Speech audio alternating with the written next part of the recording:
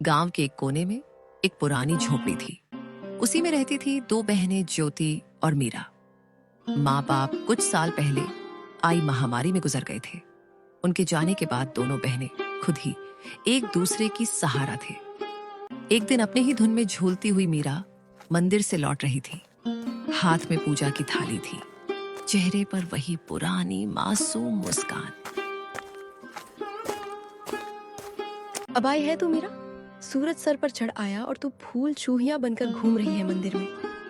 दीदी, मैं जल्दी आने वाली थी लेकिन गौरी काकी की बकरी झाड़ियों में फंस गई थी। निकालने में थोड़ी देर हो गई। तेरा क्या है? तू तो सबकी मदद करती घूमती रहे, चाहे घर में चूल्हा जले या ना जले। दीदी, आप गुस्सा क्यों करती हो?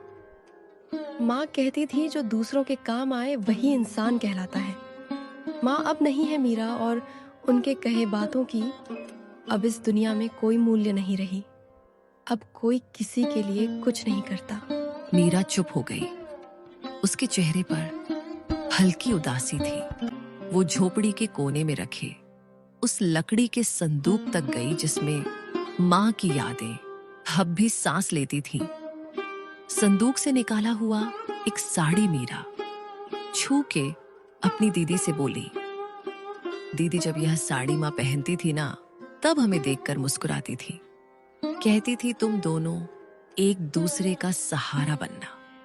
मीरा की बात सुनते ही ज्योति का चेहरा नम हो गया और उसकी आंखें पल भर को भीग गई। लेकिन ज्योति अपनी भावनाओं को छुपाते हुए मीरा से बोली, मैं तुझसे सख्त हूं मीरा, क्योंकि मैं डरती हूं अगर तुझे भी एक दिन कुछ हो गया तो मैं अकेले कैसे जीऊंगी। इस दुनिया ने मुझसे सब छीन लिया है। मैं नहीं चाहती तू भी मेरी तरह कमजोर पड़ जाए, इसलिए तुझे मजबूत बना रही हूं। दीदी, आप कमजोर नहीं हो, आप ही तो मेरी ताकत हो। अगर आप मेरा हाथ थामे रखो तो दुनिया की आंधी भी मुझे हिला नहीं सकती। मीरा की बात सुन के ज्योति के चेहरे पर उसके माता पिता के जाने के बाद पहली बार हल्की सी मुस्कान आई। उसी समय गांव की पगडंडी पर 3 परछाइयां उनकी झोपड़ी की तरफ बढ़ रही थी। धर्मपाल, बिमला और उनका बेटा कमल। वह थे बहनों के सगे चाचा चाची। अरे ज्योति, कैसी है मेरी बच्ची? तू ठीक तो है ना? बहुत मुश्किल से जिंदगी बीता रहे होगे ना भैया भाभी के जाने के बाद। हम ठीक हैं चाचा जी, अब जो है उसी में खुश हैं।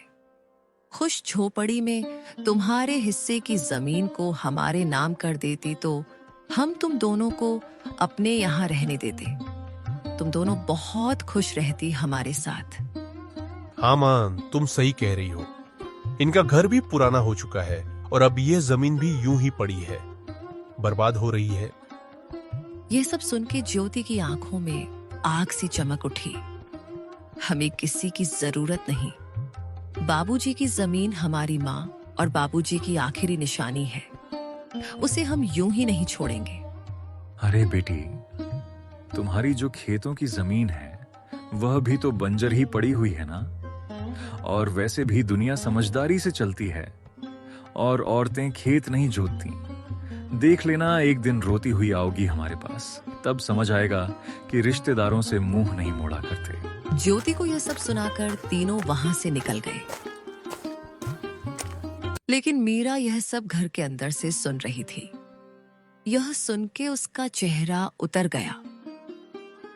दीदी, क्या सच में हम अकेले पड़ जाएंगे? वो लोग हमारी जमीन लेना चाहते हैं ना? हाँ मीरा, पर जब तक मैं जिंदा हूं कोई हमारी जमीन छू भी नहीं सकता। तुझे कुछ नहीं होने दूंगी। रात को चूल्हे के आगे बैठी हुई मीरा अपनी दीदी से बोली, दीदी, माँ की साड़ी मैंने संभाल के फिर से संदूक में रख दी है। और हाँ दीदी, कल भागवत कथा है गांव में, चलोगे ना? मन को थोड़ा शांति मिलेगा सुन के।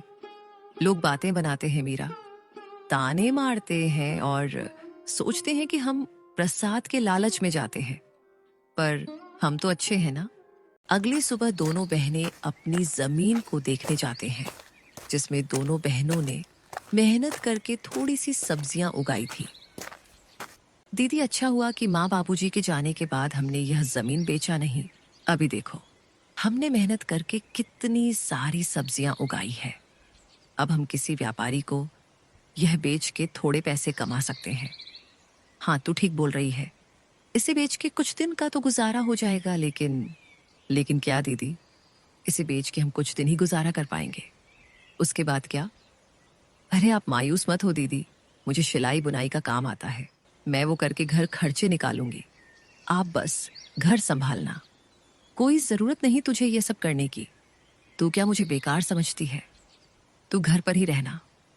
मैं लोगों के घर काम करने जाऊंगी और मुझे बांस की सीजें बनाना भी आती है, जो बाबूजी ने सिखाया था।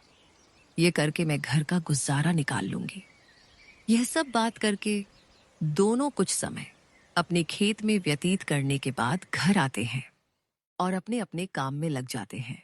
रात को जब दोनों सोने जाते हैं, तब दोनों बहनें अपनी मुश्किल भरी जीवन के बारे में एक दूसरे से बात करने लगते हैं।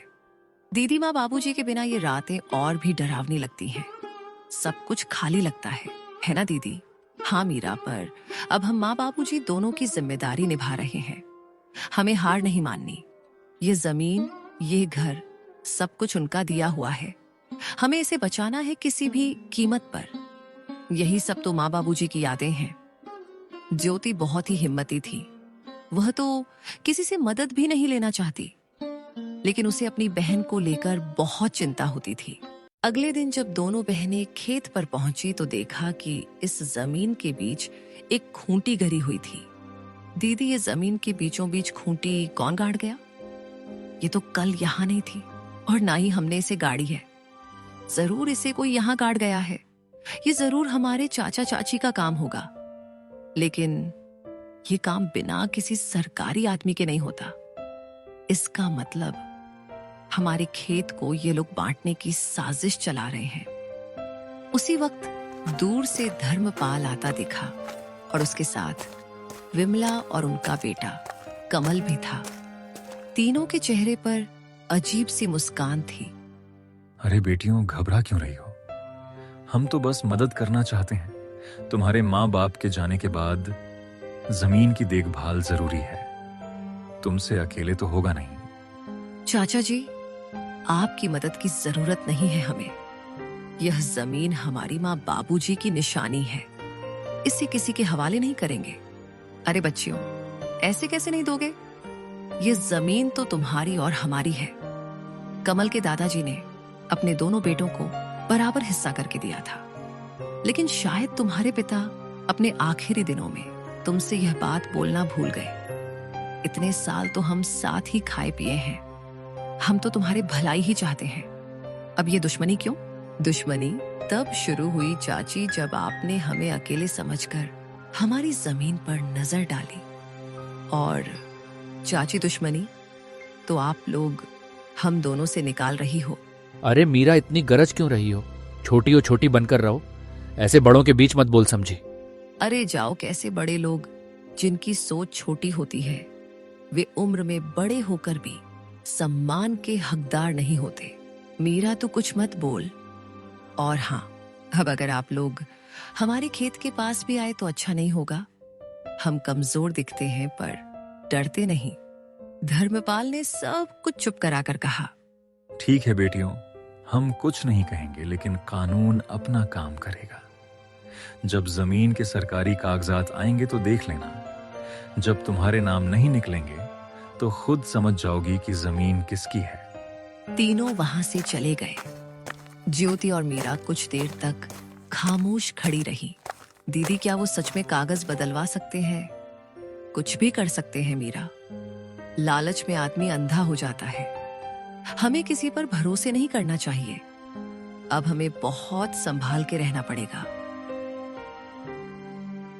उसी दोपहर दोनों बहनें सरपंच के पास पहुंची। चौपाल में गांव वाले बैठे थे और वहां पहले से ही धर्मपाल बैठा हुआ था। सरपंच जी, हम आपके पास न्याय मांगने आए हैं। हमारे चाचा चाची जमीन हड़पना चाहते हैं और शायद पटवारी से मिलकर फर्जी कागज बनवा रहे हैं। हम अनाथ हैं। इसका मतलब यह नहीं कि हम बेबस हैं। हमें अपनी माँ बाबूजी की जमीन किसी हाल में नहीं देनी। कृपया आप हमारी मदद करें। धर्मपाल जी, अगर यह सच है तो यह गांव की मर्यादा के खिलाफ है। परिवार के नाम पर ठगी करना यहां नहीं चलेगा। सरपंच जी, यह लड़कियां हमें बदनाम कर रही हैं। हम तो बस जमीन की चिंता कर रहे हैं। इन दोनों बच्चियों को क्या पता ये जमीन के बारे में। यह जमीन के बाद तो इनके पिता और मैं ही जानते थे। मेरा भाई तो अब इस दुनिया में नहीं रहा, इसीलिए अब मुझे ही तो सब कुछ देखना पड़ेगा। गांव वालों में फुसफुसाहट होने लगी। हमने इन बच्चियों को बचपन से देखा है। यह झूठ नहीं बोल सकती। धर्मपाल के मुंह में राम बगल में छुरी। हम सब समझते हैं इसके बारे में। सरपंच ने इस बात को अगले दिन पंचायत में विस्तार से निकालने की बात की और फैसला अगले दिन देने की बात कही। बहनों की आंखों में पहली बार उम्मीद की चमक थी। रात को झोपड़ी में दोनों बहनें आपस में बात करती हुई, दीदी क्या कल हमारा साथ देंगे गांव वाले? देखते हैं क्या होता है। मुझे किसी पर भी भरोसा नहीं रहा है। आखिर माँ बाबूजी के जाने के बाद मदद ही कहाँ की किसी ने हमारी। हमें बस भगवान पर भरोसा रखनी होगी। माँ बाबूजी तो नहीं है, पर उनका आशीर्वाद जरूर है हमारे साथ। आप देखना दीदी, हमारे साथ कुछ बुरा नहीं होगा। रात गहरी हो चली थी। दूर कहीं उल्लू की आवाज गूंजी और हवा में कुछ सिसकियां थीं, और उन सिसकियों में मीरा की भी सिसकियां शामिल थीं। दोनों बहनों को चिंता की वजह से नींद भी नहीं आ रही थी। दीदी, विश्वास ही नहीं होता है ना कि हम अब अकेले हैं। कभी कभी तो ऐसा लगता है कि बाबूजी अचानक आएंगे और मुझे गले लगा लेंगे। हाँ मीरा, मुझे भी उनकी कमी खटकती है, लेकिन तू चिंता मत कर, मैं हूं ना। जब तक मैं जिंदा हूं तुझे किसी चीज की कमी नहीं होने दूंगी। लेकिन दीदी, जब माँ बाबूजी गए तब सबने कहा था हम हैं तुम्हारे साथ। फिर धीरे धीरे सब दूर होते गए। चाचा चाची तो जैसे बस हमारे हिस्से की जमीन के लिए ही हमारे करीब थे। ज्योति की आंखों में आंसू थे, लेकिन उसने उन्हें छुपाया। उसे अपनी बहन के सामने कमजोर नहीं पड़ना था। मीरा, रिश्ते अब खून से नहीं धन दौलत से बनते हैं, लेकिन हम भी अब चुप नहीं रहेंगे। अगर हमें अपने अधिकार के लिए लड़ना पड़े तो लड़ेंगे। सुबह होते ही गांव में एक अफवाह फैल गई कि धर्मपाल अब पंचायत से कहकर जमीन अपने नाम करवाने की तैयारी कर रहा है। गांव की गलियों में लोग कान्हा फूंसी करने लगे। अरे सुन सुग्गो, धर्मपाल ने तो कमाल कर दिया। अपने ही भाई की बेटियों को बेघर करना चाहता है। हाँ काका, कैसा रिश्तेदार है। अपने ही भतीजों को बेघर करने में तुला हुआ है।